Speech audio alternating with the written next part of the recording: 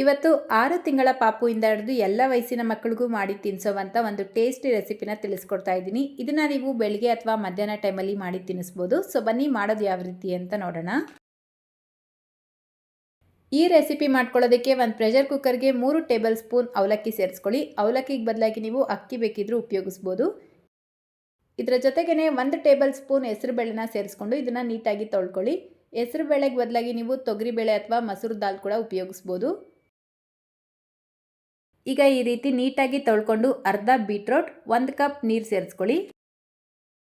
ಈಗ 1 ಚಿಟಿಕೆ ಜೀರಿಗೆ, 1 ಚಿಟಿಕೆ ಕಾಳು ಮೆಣಸಿನ ಪುಡಿ, 2 ಎಸಳು ಬೆಳ್ಳುಳ್ಳಿನ ಸೇರಿಸ್ಕೊಳ್ತಾ ಇದ್ದೀನಿ. ಬೆಳ್ಳುಳ್ಳಿ ಸೇರಿಸ್ಕೊಳ್ಳೋದ್ರಿಂದ ಮಕ್ಕಳಿಗೆ ಕೋಲ್ಡ್ ಮತ್ತು ಗ್ಯಾಸ್ಟ್ರಿಕ್ ಆಗೋದಿಲ್ಲ.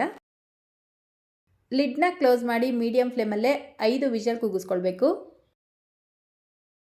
ನೋಡಿ, ಕರೆಕ್ಟಾಗಿ 5 ವಿಷಲ್ ಕೂಗಿಸ್ಕೊಂಡು ಪ್ರೆಷರ್ ರಿಲೀಸ್ ಆದಮೇಲೆ ಲಿಡ್ ಓಪನ್ ಮಾಡ್ಕೊಳ್ಳಿ.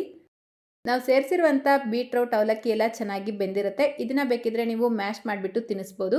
8 ತಿಂಗಳ ಮೇಲ್ಪಟ್ಟ ಮಕ್ಕಳಿಗೆ ತಿನ್ನಿಸ್ತೀರಾ ಅಂದರೆ ಮ್ಯಾಶ್ ಮಾಡಿಬಿಟ್ಟು ತಿನ್ನಿಸಿ.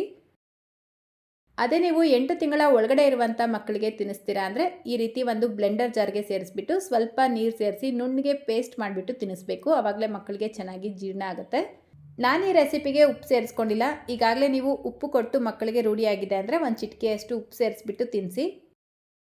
ಈ ರೆಸಿಪಿನ ನೀವು ಬೆಳಿಗ್ಗೆ ಅಥವಾ ಮಧ್ಯಾಹ್ನ ಟೈಮಲ್ಲಿ ತಿನ್ನಿಸಿ. ರಾತ್ರಿ ಟೈಮಲ್ಲಿ ಮಾಡಿ ತಿನ್ನಿಸ್ತೀರಾ ಅಂದರೆ ಬೀಟ್ರೋಟ್ಗೆ ಬದಲಾಗಿ ಕ್ಯಾರೆಟ್ ಉಪಯೋಗಿಸ್ಕೊಳ್ಳಿ. ಸೊ ಇವತ್ತಿನ ರೆಸಿಪಿ ಇಷ್ಟ ಆಗಿದ್ರೆ ಲೈಕ್, ಶೇರ್, ಕಮೆಂಟ್ ಮಾಡೋದನ್ನು ಮರಿಬೇಡಿ. ಇದೇ ರೀತಿ ಮತ್ತೊಂದು ರೆಸಿಪಿಯೊಂದಿಗೆ ಸಿಗೋಣ. Thank you.